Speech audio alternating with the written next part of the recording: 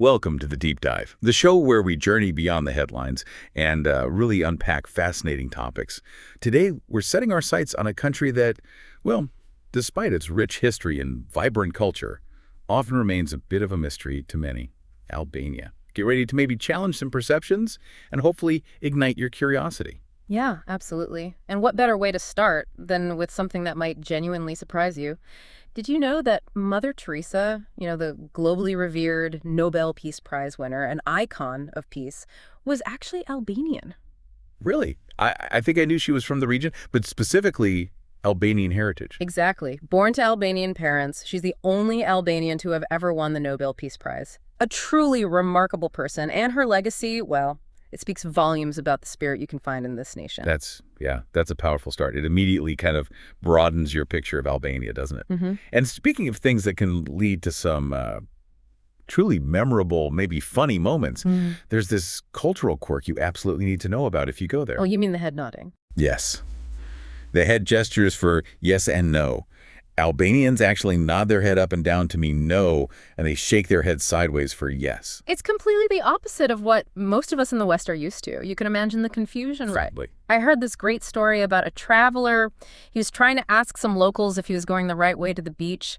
They all just kept nodding vigorously, up and down, up and down. So he thought, great, I'm on the right track. Exactly. He happily walked on, only to figure out way later they were desperately trying to tell him he was going completely the wrong way. It's just a perfect, charming example of those unique cultural things that make Albania so, well, intriguing. That sounds like a classic travel moment, doesn't it? And it sets the stage perfectly for what we want to do today. Yeah. Our mission really is to peel back the layers of Albania, move beyond maybe some common misconceptions you might have.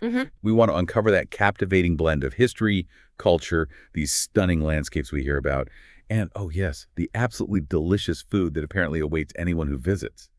We'll touch on places like the City of a Thousand Windows, these mysterious ancient bunkers dotted everywhere, and find out why parts of its coast get called the Maldives of the Balkans. Sounds like a plan. So, just to get our bearings, Albania is tucked away in Southeast Europe, right there in the heart of the Balkans. It's got these beautiful coastlines along both the Adriatic and Ionian Seas, which is pretty significant. Right, so sea access on two sides. Yeah. And on land, it shares borders with Montenegro to the northwest, Kosovo up northeast, North Macedonia to the east, and then Greece to the south. The capital, Tirana, is this vibrant, kind of constantly changing city. And the flag, that's quite striking, isn't it? The red with the black eagle. Very striking. That black double-headed eagle on the red background, it's not just a design. It's a really powerful symbol, deeply tied to national identity. It stands for bravery, strength, fortitude, sacrifice, all linked back to Albania's legendary national hero, 𝗕𝗲𝗓𝗂𝗓. We'll definitely talk more about him later. Okay. The latest population figures from the 2023 census put it at around 2.4 million people, and the currency they use is the lek. What's also really fascinating linguistically speaking is that Albanian, or 𝗕𝗏 as they call it, is a unique standalone Indo-European language. Standalone, what does that mean exactly? It means it doesn't really have any close living relatives within that huge language family. It's kind of its own branch, which makes it linguistically pretty distinct. Wow, okay. So we've had a glimpse of some surprising aspects. Let's zoom in a bit more on the geography and the basic facts.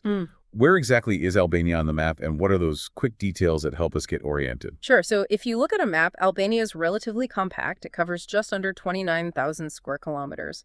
Okay, so roughly the size of, what, Belgium? Or maybe Maryland in the U.S.? Yeah, exactly, that sort of scale. It stretches about 148 kilometers east to west, and maybe 340 kilometers north to south. So not huge in landmass, but I'm guessing it packs a punch in terms of terrain diversity. Does that geography maybe explain some of its unique history? You've hit the nail on the head. Its size is deceptive because the geographical diversity is incredible.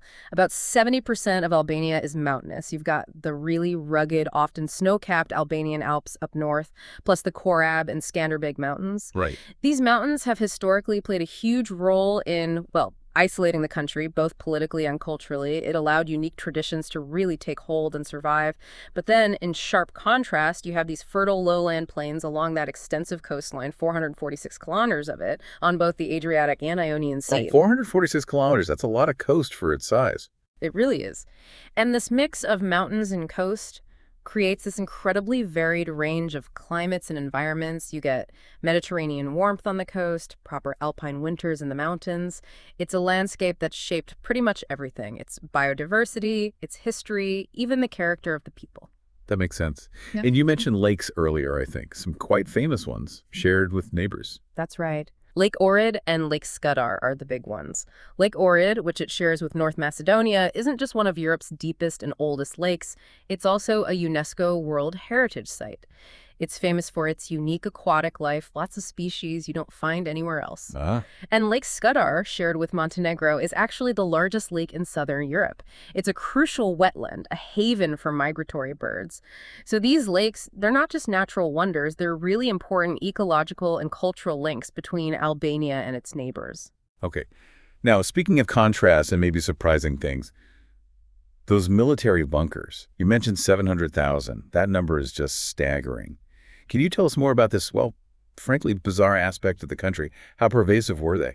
It is truly one of the most striking and yet perplexing legacies of Albania's communist past. Yeah. These bunkers, well, the plan was for 750,000, but estimates are around 200,000 were actually built, though some say up to 700,000 were planned or were constructed under the dictator Enver Hoxha. He ruled from, 46 to 91? Right, that long period of isolation. Exactly. He had this extreme paranoia about foreign invasion, fueled by this ideology of total self-reliance. So he commissioned this absolutely mind-boggling number of concrete fortifications. So they were literally everywhere, like you couldn't escape seeing them. Pretty much everywhere you could imagine. They were meant to be inescapable. Strategically placed all over the country, on hillsides, in fields, embedded in beaches, even tucked away in corners of towns and cities. They were part of this extreme isolationist policy, a very visible symbol of a nation constantly braced for attack from, well, anyone and everyone, even former allies. Wow. The sheer scale of it just absorbed vast amounts of the country's resources, labor, concrete, everything. And the profound irony, as we touched on earlier, is just so stark. This country that undertook probably the most extensive militarization project for its size in history, prepping for constant war, is also the birthplace of Mother Teresa, the Apostle of Peace. That contrast, that dichotomy, it's really central to understanding modern Albania. It really is startling. So what happened to them after communism fell? Are they just sitting there? Or have people found ways to, I don't know, reclaim them? Many are just sitting there, yeah.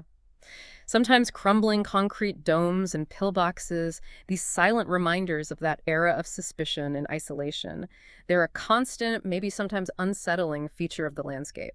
But interestingly, Albanians, being pretty pragmatic and resilient, have found some incredibly creative ways to repurpose them. Like what? You can find them turned into small cafes, maybe quirky art installations, even unique little hotel rooms or hostels. There are restaurants that have kind of incorporated them into their design. And there's a famous one in Tirana, Bunk Art, actually two of them, Bunk Art 1 and 2, which have been transformed into these fascinating history museums focusing on that period. Oh, that's clever. Yeah. So it's this stark reminder of the past, but it's also this powerful testament to the Albanian people's ability to adapt, to find new uses for what was left behind and turn these symbols of paranoia into something useful, maybe even artistic. It kind of embodies that idea that even from a difficult past, light and innovation can emerge. So it's a country of really striking contrasts, geographically, historically, with this unique ability to adapt. But what about the heart of Albania, its people, their daily lives? What really defines the Albanian experience on a personal level? That's where you really feel the warmth and spirit of the place. Hospitality, deeply ingrained and known as 𝗖𝗄, is probably the most defining characteristic. 𝗖𝗄. What does that mean exactly? It's more than just being polite. It roughly translates to keep the promise or word of honor. It dictates this profound duty to look after guests, even strangers, as an act of, well, recognition and gratitude. It's a fundamental social code, almost sacred, and it contributes hugely to that feeling of welcome. So if you're a visitor, you're genuinely looked after, almost like family. Absolutely. It's not uncommon at all for visitors to be invited into homes for food and drink, sometimes by people they've only just met. It's not just about sharing a meal. It's about extending this genuine connection and, interestingly, protection. Protection. Yeah. I heard this wonderful story about a solo female traveler who accidentally dropped her wallet in a small village market. Apparently within minutes, like half the market had stopped what they were doing. Shopkeepers were calling out to her, holding her wallet up, making sure she got it back with everything still inside. Wow, that's amazing. It is, and that level of innate responsibility and care is why so many travelers, particularly solo women, consistently say they feel incredibly safe and truly welcome in Albania, which really flies in the face of those persistent and mostly inaccurate stereotypes you sometimes hear. This deep cultural value base, it really contributes to that feeling of security. That's a fantastic story, really reassuring. It sounds like community and family are also super central there, beyond just the hospitality aspect. Oh, absolutely central. Family gatherings, especially for big holidays like New Year's Eve, are described as these epic feasts, tables just groaning under the weight of countless dishes, all served family style, everyone digging in, celebrating together. It's very communal, very joyous. And what about sort of traditional roles? Is that changing? Well, traditionally, you'd often see men gathering in coffee shops to socialize, while women might manage the home. But that dynamic is visibly changing, especially in the cities like Tirana. Younger Albanians are increasingly embracing different social norms. It's a blend of tradition and modernity. Right. And what about the kanun? I've heard that term. It sounds like some kind of ancient legal code. Does that still influence daily life today? The kanun is, yeah. It's a fascinating and complex part of Albanian culture. It's basically a comprehensive set of traditional customs and practices. It was originally codified by 𝗕𝗲𝗂𝗂𝗧 back in the Middle Ages, but its roots are believed to go way back to ancient Illyrian tribal laws, maybe even prehistoric Indo-European times. Wow. So what does it cover? Pretty much everything. Property rights, land use, rules of hospitality, tying back into 𝗣𝗲, family honor, even how disputes were traditionally handled. Now, it's not official state law today, obviously, but it still holds influence, particularly among the 𝗕𝗲s in northern Albania, especially in the more isolated mountainous areas where maybe state authority feels a bit more distant. It provides this historical framework for their social structure, a kind of traditional justice system. It's a glimpse into these really ancient customs existing alongside modern laws. So this traditional code, the kanun, combined with 𝗣𝗲, really shapes the perception and the reality of safety for visitors. Because, let's be honest, there's still this lingering misconception out there about Albania being unsafe, often pushed by media portrayals. That's such a crucial point, and it really needs stressing. That common cliche, Albania, full of crime, gangsters, traffickers, mafia, it's just that, a tired cliche. It doesn't reflect the reality for most visitors at all. In truth, tourist-related crime is very low. Many people who travel there or even live there, expats, consistently report feeling much safer than in some major Western European cities. That deep cultural code of 𝗣𝗲, plus a strong sense of community, means that Albanians generally feel it's their duty, their responsibility, to ensure guests are safe and well looked after. This personal responsibility really contributes to that feeling of security, defying those old stereotypes. That's a powerful counter-narrative and, frankly, very welcoming. What about work and prospects for young people in this changing society? Is the economy opening up new opportunities? Traditionally, agriculture was huge, employing a large chunk of the population, and it's still really important, partly because, the country was closed off for so long, they had to be self-reliant. But the economy is definitely diversifying now, moving beyond just farming. There's this significant growing interest among young people in learning languages like English, German, Turkish. Yeah. And that's often directly linked to jobs, especially in tourism and services, but also cultural exchange programs. Like there are agreements with Germany to foster understanding and opportunities. But is that everywhere? Or are there still challenges? That's the thing. While things are changing, especially in cities and some of the more isolated northern regions, there's still a lack of infrastructure and diverse industries. So young people there can face limited prospects, which is a real socioeconomic challenge the government's trying to tackle. And just for day-to-day life, like getting around or education, what's that like? Well, for getting around, especially between cities, buses, often called furgons, are really popular and incredibly cheap. Like a ticket in Tirana might be around 40 lek, which is about 40 cents US, super affordable. Yeah. But here's the catch for travelers. While they're frequent, their timetables are notoriously unreliable. They don't really run on a fixed schedule. They operate more like shared taxis and basically only leave once they're completely full, so you need a flexible mindset.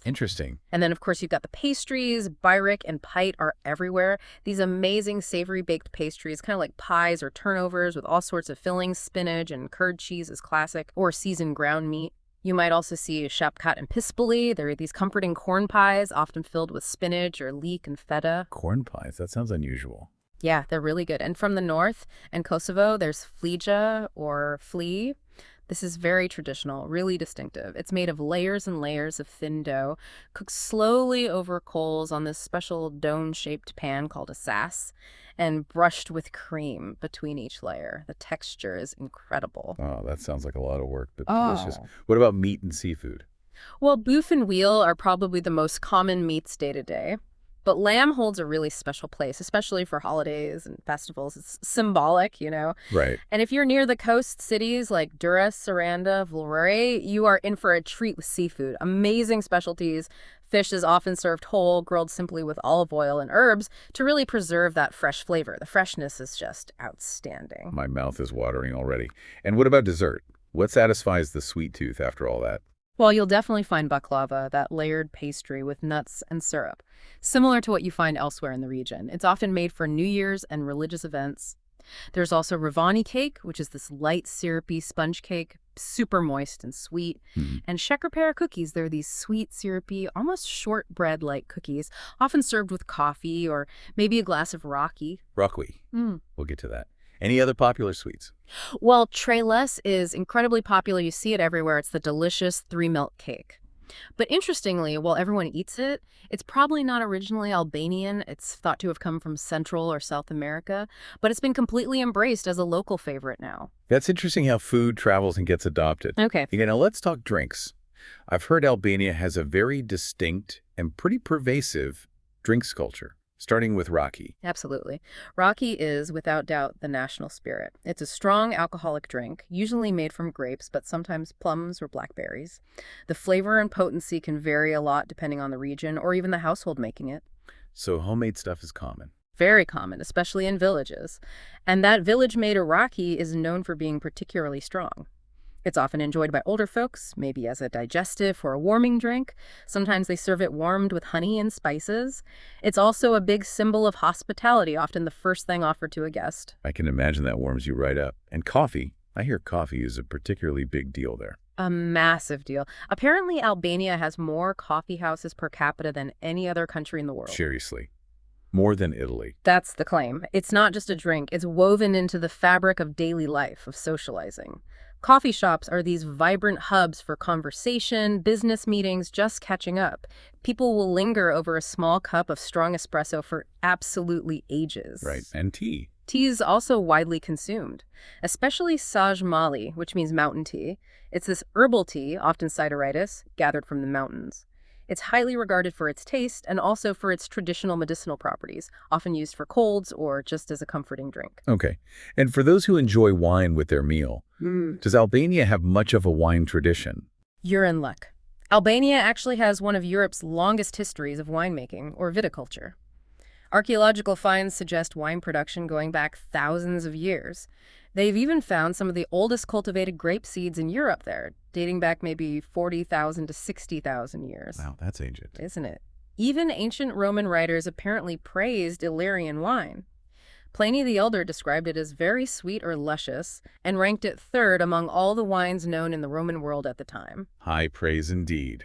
Is it still common today? Yeah, especially in rural areas, it's still common for families to grow their own grapes and make their own wine and raki, keeping that ancient tradition alive.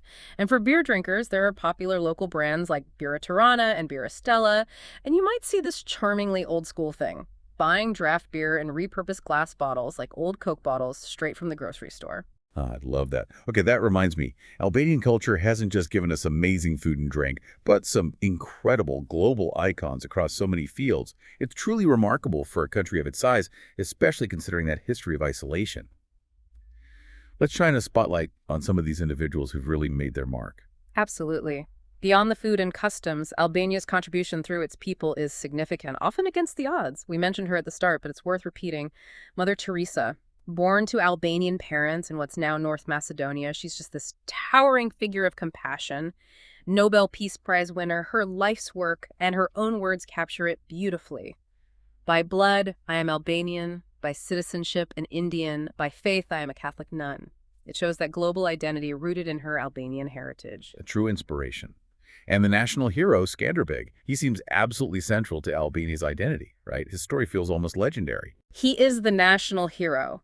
𝗕𝗲 𝗵𝗂𝗂𝗂𝗃, a figure of immense pride. Back in the 15th century, he led this incredibly successful resistance against the mighty Ottoman Empire for over 2 decades, basically held them off from expanding further into Western Europe. For 20 years, against the Ottomans. Yeah, his military campaigns were legendary for their strategy and sheer bravery against overwhelming odds. His helmet, the one with the distinctive golden-horned goat on top, it's more than just an artifact. It's a powerful national symbol. It inspired the double-headed eagle on the flag itself. His defiance is still this profound source of national pride, a symbol of Albanian steadfastness. From military heroes to literary giants, Albania's produced some really celebrated writers, too, often using their art to navigate, well, complex political times. Without a doubt. Ismail Kadare, who sadly passed away just this year in 2024, was Albania's most celebrated modern writer. His novels are translated into something like 45 languages, making him a true global literary figure. And his work often dealt with the communist era, didn't it? Very much so. He often explored what he called the infernal mechanism of totalitarian power. But he did it cleverly, using parables, myths, allegories to kind of outwit the censors during that restrictive period. He was incredibly skilled at critiquing the regime without being overtly political, letting his message resonate subtly. He's been compared to Kafka or Orwell. Won numerous awards, including the very first Man Booker International Prize. They say there's hardly an Albanian household without a Kadare book. That tells you something about his impact. Wow. Okay, and then there's music.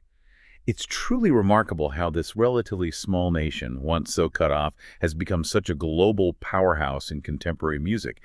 What is it about Albania, do you think, that nurtures so many world-class talents? It really is astonishing, isn't it? Albania has produced this incredibly high number of internationally famous musical artists, especially in pop and R&B. I mean, think about the names. Rita Ora, Bebe Rexha, Eris Treffi, Dua Lipa, Ava Max. Yeah, that's a huge list right there. Yeah. Their success globally Chart-topping hits, massive fan bases. It's incredible. It's hard to pin down one reason, but maybe it's a mix. Deep musical traditions, perhaps that resilience and drive that seems characteristic, strong family values, maybe supporting artistic talent. And it's not just pop.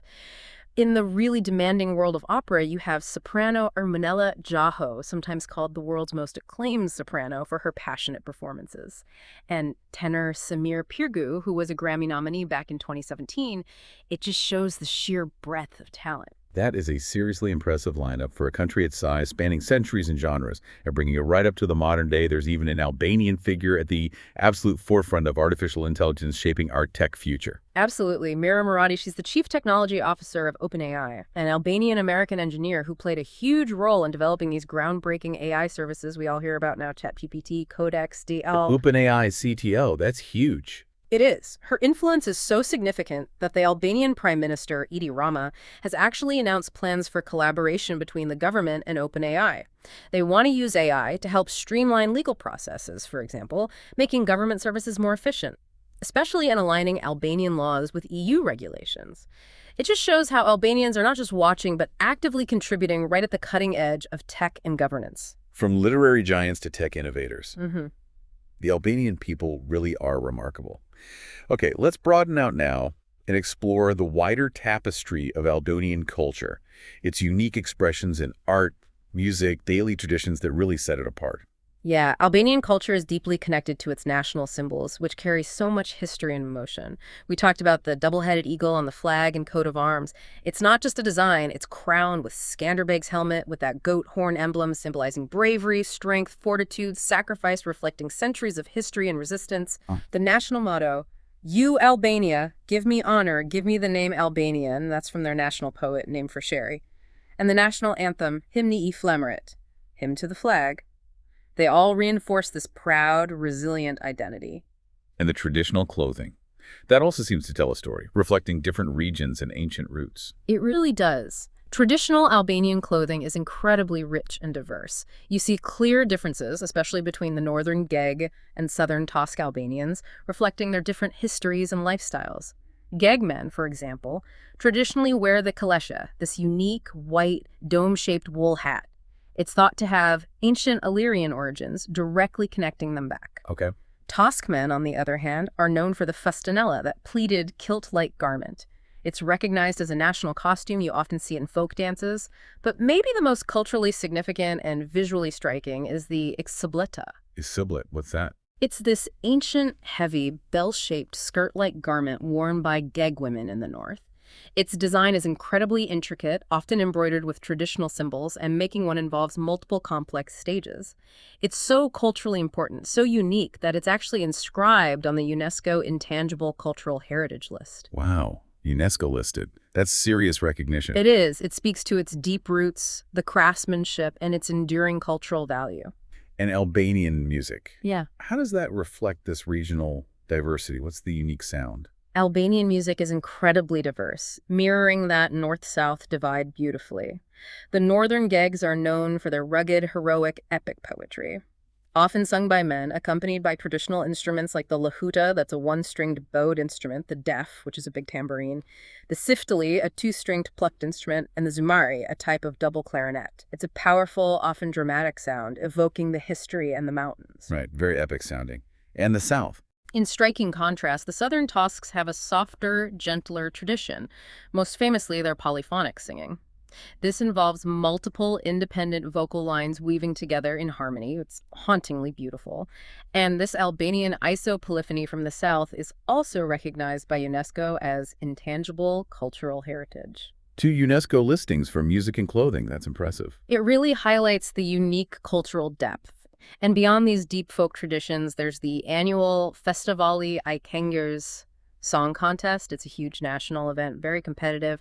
And the winner goes on to represent Albania at Eurovision. Ah, the Eurovision connection. It sounds like music has really deep, diverse roots there. Yeah. What about film and other arts? Is there much of an Albanian cinema tradition? Actually, yeah, Albanian cinema has a surprisingly long history. The first movie theater opened way back in 1912 in 𝗕𝗲𝗂𝗃, just after independence. During the communist era, the state-run Kino Studio 𝗕𝗲ℴ in Tirana was the main hub, producing films often reflecting the regime's ideology. A famous example is the 1953 epic The Great Warrior Skanderbeg. While it served propaganda purposes, it's still seen as a significant piece of national cinema. In terms of visual art and architecture, you can clearly see the influence of the Byzantine and Ottoman empires in the churches, mosques, frescoes throughout the country. More recently, modern Albanian art has embraced Impressionism, Romanticism, reflecting global trends, but with a distinct Albanian viewpoint. One of the most striking things people often mention about Albania is its reputation for religious tolerance. How did that develop, especially given its history, including that period when religion was actually banned? It's a truly unique and, frankly, inspiring aspect of Albanian identity. Albania today is a secular country, no official religion, and the constitution guarantees freedom of belief for everyone, which is remarkable considering its past. Yeah, being declared the world's first atheist state is pretty extreme. Exactly. Under communism, religion wasn't just discouraged, it was banned outright from 1967. Churches and mosques were destroyed or repurposed. Yet, since the fall of communism, religious freedom has flourished remarkably. You have Christians, Orthodox, and Catholic Muslims, and followers of 𝗕𝗲𝗂𝗂𝗃, a Sufi order, often living side by side in harmony, frequently celebrating each other's holidays. That's quite something. And a really powerful historical point that underlines this inherent tolerance. Albania was the only country in Europe during the Holocaust where the Jewish population actually grew. Albanians, driven by that 𝗕𝗲𝗂𝗂𝗃, sheltered Jewish refugees, refusing to hand them over to the Nazis, demonstrating this deeply ingrained humanitarian spirit that went beyond religious lines. That's an incredible story. Wow. Are there any other notable, maybe slightly curious cultural practices that visitors might notice? Yes. There's this unique and kind of charming custom you might see, especially in rural areas, hanging scarecrows or sometimes teddy bears on newly built or renovated buildings. Scarecrows or teddy bears? Why? It's not just decoration. It's a traditional belief meant to ward off evil spirits, the evil eye, and bring good luck to the new building. It's similar to the 𝗍𝗏 tradition you see in Turkey or Greece. They're often quite prominently displayed. It's this curious blend of superstition and tradition that's survived. And in terms of bigger cultural events, major holidays include Independence and Flag Day on November 28th, very patriotic, and 𝗬𝗏𝗂𝗃, Spring Day, on March 14th. That's originally a pagan holiday celebrating spring's arrival with fires, festivities, and special sweets. Fascinating. Okay, and finally on culture, the education system. How does it set up young Albanians for the modern world? Well, as we said, it's secular, free, and compulsory from 6 to 16, ensuring broad access. Albanian is the main language, grounding students in their identity. But there's a strong focus on global engagement, too. Learning foreign languages, English, Italian, French, German, is mandatory from quite early on. And this focus really helps achieve that super high literacy rate, 98.7%, preparing a well-educated population ready to engage internationally. Okay, this raises a really important question. If you're listening and thinking of visiting Albania, what are the absolute must-see places? It sounds like there's just so much to discover, from the unique culture to stunning nature and all that history. You're absolutely right. Albania is becoming much more popular, and for good reason. The Albanian Riviera is probably the biggest draw down in the southwest, covering districts like Saranda and Flora. The coastline there is just spectacular. You've got rugged cliffs, mountains tumbling down to these unbelievably clear blue waters. Sounds amazing. Yeah, charming seaside towns like 𝗕𝗏, 𝗬𝗏, Saranda offer beautiful beaches, a relaxed vibe. And then there's 𝗕𝗲𝗂𝗃. People often call it the Maldives of the Balkans. 𝗫𝗲𝗃𝗃. Why? Because the water is just crystal clear, turquoise, the sand is almost white, and there are these tiny little islands just offshore you can swim or take a little boat to. It's pretty idyllic. Yeah. Just a heads up, some of the nicest beach spots might be private beach clubs where you paid a small fee for chairs and an umbrella for the day. Okay, good to know. Maldives of the Balkans definitely paints a picture. Beyond the amazing beaches, what about natural wonders? Especially those mountains you mentioned earlier. Oh, loads. The Blue Eye, or 𝗕𝗏𝗂𝗃, is this stunning natural spring in the south. The water is this mesmerizing deep blue, incredibly clear and cold, bubbling up from deep underground. It's quite magical. Then if you head up into the Albanian Alps, you've got spectacular national parks like 𝗲𝗂𝗂𝗃 Valley and 𝗕𝗲 National Park. The Cursed Mountains, right? But safe now. Exactly. Historically called the Accursed Mountains because they were so remote and forbidding. But today they're renowned for pristine nature, dramatic peaks, forests, rivers, and stunning waterfalls like the 𝗕𝗲 waterfall in 𝗕𝗲. It's considered very safe for hikers now, offering absolutely world-class trekking in untouched wilderness. You might even, very rarely, spot bears or wolves, adding to that wild feel. Wow. Truly wild, then. Any other natural highlights? Definitely. Osum Canyon is dramatic, great for rafting or just exploring its caves. There's the lovely Bugov waterfall nearby, too. Europe's first wild river national park, 𝗣𝗲 National Park, protects the 𝗣𝗲 River system, which is incredible for biodiversity.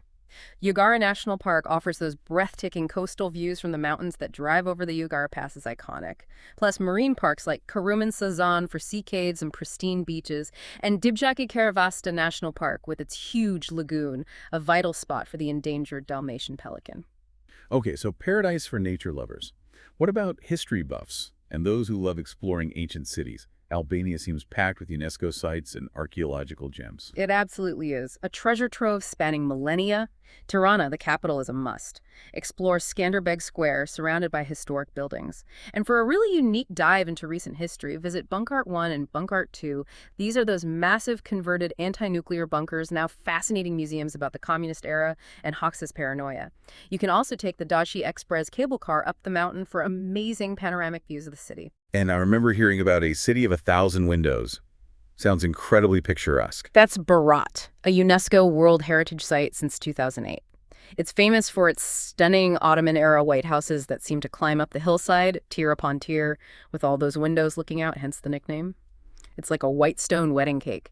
You can explore Berat Castle, a fortress dating back to the 4th century BC, which incredibly still has people living inside its walls. Yeah. Within the castle, there's the Red Mosque, beautiful old churches. It's amazing. Still lived in. Wow. Yeah. And 𝗔𝗲𝗂𝗃, another UNESCO site, is the Stone City. Equally beautiful Ottoman architecture, steep cobbled streets, and this really impressive castle looming over the town. Okay, so stunning Ottoman towns. What about even older ruins? Greek, Roman? For ancient ruins, Butrint National Park is the absolute jewel, another UNESCO site. It's this captivating mix of Greek, Roman, Byzantine, Venetian ruins, all set within this beautiful natural lagoon landscape. It really feels like stepping back through different layers of time. And in the coastal city of Durrës, you can find a huge ancient Roman amphitheater, one of the largest in the Balkans. It was only rediscovered in 1966. Apparently, an archaeologist noticed a fig tree had sunk into the ground, which led to the excavation. No way. A fig tree led to finding an amphitheater. That's the story. And finally, 𝗔𝗃 is definitely worth visiting. It has the historical castle that was Skanderbeg's main stronghold against the Ottomans, plus a really wonderful traditional bazaar, great for souvenirs and local crafts. That is a lot to see and do. Okay, for our listeners maybe planning a trip now, what are some essential practical tips? How to make it a smooth journey? Right, practicalities. Crucial tip number 1, always remember in Albania, cash is king. Seriously. Most places, especially outside Tirana and the main tourist spots, operate primarily on cash. A credit card acceptance is still pretty limited, so always carry enough local currency, the leak. Credens Bank is often recommended for ATM withdrawals as they usually don't charge fees. Okay, cash is king. Got it. Transportation. Buses, the furgons, are cheap and frequent, but remember that unique leave one full system, you need flexibility. Driving yourself can be an adventure. Local driving can be, let's say, assertive and unpredictable, and road conditions vary. So sometimes taking a bus or arranging a transfer might be less stressful. For navigation, many travelers swear by offline mapping apps like Maps.me, saying they're sometimes more reliable than Google Maps, especially in remote areas with patchy internet. Good tip. What about staying connected? Definitely get a local SIM card, something like the 𝗘𝗏𝗂𝗃 Tourist from One or Vodafone. They're cheap and give you plenty of data, which is super useful for maps and communication. And one last tip. If you're exploring the north, especially around Valbona, the Lake Kamani ferry is amazing. There are small passenger ferries year-round and larger car ferries mainly in summer. It's an unforgettable scenic journey through the mountains. Okay, here's where it gets really interesting, I think. Albania's history. It's so long, so rich, marked by these unique twists and turns, and this incredible resilience that seems to define the nation. Let's try and get a quick overview, hitting the key moments without getting too lost in the political weeds. Absolutely. Albania's story starts way back with its ancient roots. Various Illyrian tribes lived in the region. Then came the Greeks, founding significant colonies like Apollonia along the coast, setting up trade and cultural links. Later, the region became part of the Roman Empire, leaving behind those amphitheaters and roads. And after the empire split, it was a key part of the Byzantine Empire, blending Eastern and Western influences. So a really deep, ancient past shaped by different empires before the modern nation emerged. Exactly. Then, during the Middle Ages, as empires weakened, Albanian principalities started to pop up, asserting local control. The Principality of Arbanon in the 12th century is often seen as one of the first Albanian political entities. But the truly pivotal moment comes in the 15th century with 𝗕𝗲𝗂𝗂𝗂𝗃. The national hero again. The national hero. He led that incredible resistance against the Ottomans for over 2 decades, basically becoming this symbol of national identity and defiance. Despite his efforts, Albania was eventually absorbed into the Ottoman Empire for almost 5 centuries. This period also saw gradual Islamization, but importantly, Albania managed to hold on to its distinct cultural identity, language, and customs, even under foreign rule. And the path to independence after all those centuries must have been complicated.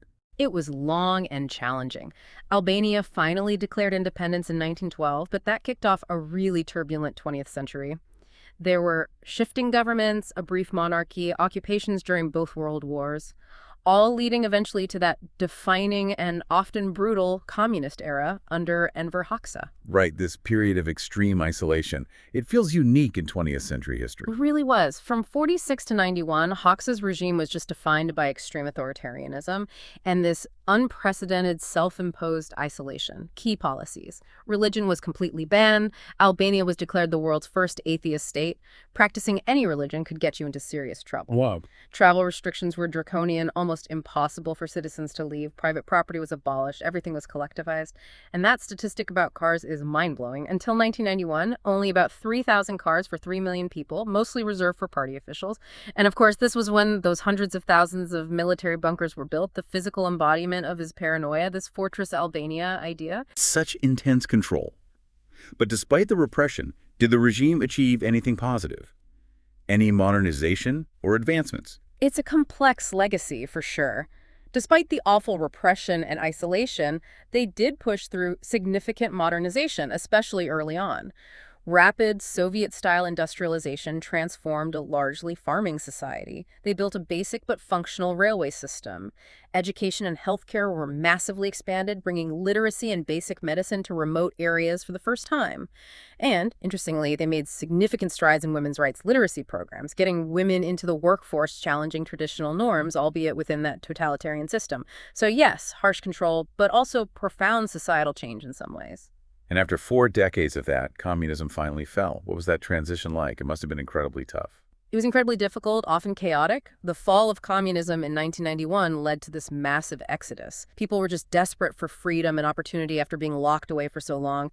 It also caused a huge economic crisis as the old planned economy just collapsed. And then there were those pyramid schemes. Yeah, that was devastating. In 1997, these widespread pyramid schemes, which tons of people had poured their life savings and money sent home from abroad into, just collapsed. It wiped out fortunes and triggered massive social unrest, riots, almost a civil war situation. It plunged the country into chaos. Transitioning to an open market economy after that was a really challenging, often painful process. And just to circle back to something curious, those scarecrows or teddy bears on buildings. Yeah. Does that tradition connect back through all this history? It certainly seems to. That practice of hanging scarecrows or teddy bears on new buildings to ward off evil spirits and bring good luck, like the 𝗕𝗲𝗄 tradition, it really reflects this deep-seated folk belief system. It's a reminder that these enduring, sometimes mystical cultural traditions persisted even through incredibly turbulent political and social changes, showing that continuity of cultural identity underneath it all. So Albania has clearly come such a long way from that isolationist past, transforming dramatically. What does modern Albania look like now, especially the economy? And what are the hopes for the future? How have they rebuilt? Modern Albania is definitely a nation in dynamic transition. It's a testament to that resilience we keep talking about. It's now classified as a developing country, upper middle income status. It's successfully shifted from that socialist planned economy to a capitalist mixed economy, which, given where it started, extreme isolation, economic collapse is pretty remarkable. What's driving the economy now? What are the main sectors? It's primarily driven by the service sector. That accounts for nearly half the GDP now. Think wholesale, retail, the booming tourism industry we discussed, real estate, logistics. But industrial and agricultural sectors are still important too, building on natural resources and traditional strengths. Albania is a major producer and exporter of chromium, for instance, and also produces copper, nickel, coal. And how's the economy doing right now? Is it stable? Are people feeling the benefits? Relatively speaking, it's doing very well, and yes, the benefits are becoming more widespread. The economy is showing steady growth, around 4% forecast for 2024. That growth is leading directly to falling poverty rates. Rising unemployment's dropped significantly to about 9.4%, and increasing wages, which went up nearly 10% in 2024. Wow, 10% wage growth is significant. It is. Inflation is low and stable. Foreign direct investment is strong, showing international confidence, and the country's foreign currency reserves are healthy. All signs point towards a pretty positive and robust economic path. And tourism, as we said, just seems like this massive, undeniable success story transforming things. It really is phenomenal, a dramatic success. Tourism has just exploded from maybe 500,000 visitors back in 2005 to an estimated 11.7 million in 2024. That's almost a 25-fold increase. Exactly, in less than 20 years. Yeah. This boom has made tourism an absolutely pivotal source of national income, injecting huge amounts of money into the economy, transforming the landscape economically and socially. It's really put Albania firmly on the global travel map. That kind of growth, especially in tourism, must demand huge investment in infrastructure, right? Roads, airports, ports. Absolutely, and infrastructure development is a top priority. The motorway network is being seriously modernized and expanded. Key routes like the A1 highway connect the port of 𝗬𝗲 right up to Kosovo and Serbia, creating vital economic links. The goal is to build around 759 kilometers of modern highways connecting with neighbors, massively improving connectivity. And air travel. Tirana International Airport 𝗕𝗲 is the main gateway, handling millions of passengers. And there are ambitious plans for more regional airports, especially in the south, to support that tourism boom and connect more remote areas. 𝗬𝗲 is still the biggest seaport, handling over 1.5 million passengers a year, with lots of ferry connections across to Italy and beyond. Railways, which were important under communism, are less used now with more cars and buses, but there's renewed interest. A new railway line connecting Tirana City, the airport, and 𝗬𝗲 is planned, showing a commitment to modernizing rail too. What about Albania's energy situation? Is it sustainable, or are there challenges with growing demand? It's pretty unique. Almost all its electricity, like 98%, comes from hydropower. 98%, wow. Yeah, making it one of the greenest electricity producers in Europe. But relying so heavily on one source, especially with growing demand, is leading them to explore other options, natural gas, maybe even looking again at oil and coal. Plus, climate change is a risk for hydropower, right? Fluctuating water levels, floods, droughts. It highlights the need to diversify. Still, Albania ranks well globally on the Energy Transition Index, showing it's committed to sustainable development and a more resilient energy future. And finally, digitalization and innovation. Is Albania keeping up in the tech world? It's a fast-growing and really ambitious area. Telecoms are expanding rapidly, mobile phone use is widespread, internet access is increasing. A really significant recent step was launching Albania's first 2 satellites, Albania 1 and 2, in 2023. Satellites, what for? Mainly for territory monitoring, things like spotting illegal logging or construction, helping with modern governance. And having Mira Muradi, the Albanian-American CTO of OpenAI, gives the country this direct link to the cutting edge of AI. We mentioned Prime Minister Rama's plans to collaborate with ChatGPT to streamline legal processes, especially aligning laws with the EU. It shows this really forward-looking, ambitious embrace of technology in government. Okay.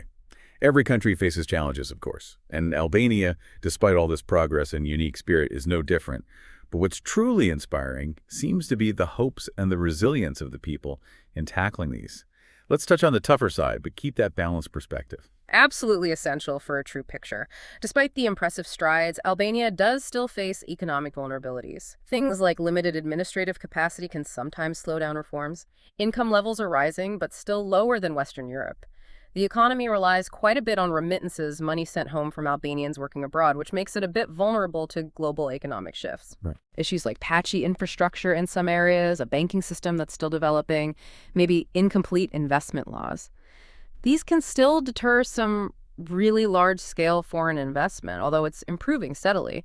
And there are persistent challenges with organized crime and corruption. The government is actively working on reforms to tackle these, but progress can be slow. And environmental concerns, given all that incredible natural beauty. Yeah, environmental issues are a significant concern, especially with rapid growth.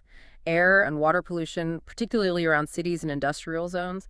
Waste management is a visible problem. Yeah. Low recycling awareness, littering can be an issue in some areas. Deforestation from illegal logging and forest fires is a serious threat to its natural heritage. And climate change impacts. Definitely feeling those. Increasing floods, more intense forest fires, landslides, plus rising sea levels affecting coastal communities. There's this ongoing crucial debate.